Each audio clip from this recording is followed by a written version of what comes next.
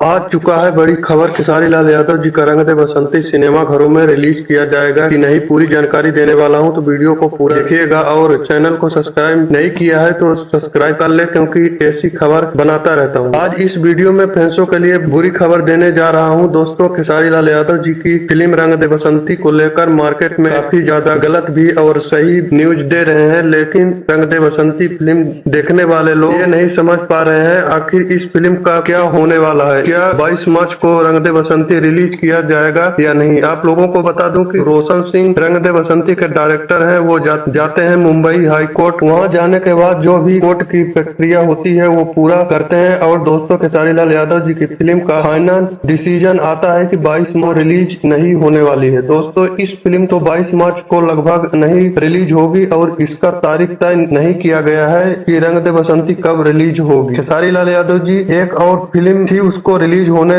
जा रही है सिनेमा घरों में, तो इस फिल्म को जरूर देखिएगा। और रंग दे बसंती का कोई अपडेट आएगा तो इस चैनल के माध्यम से बता दिया जाएगा। वीडियो अच्छा लगा हो तो चैनल को सब्सक्राइब जरूर करें। जय हिंद।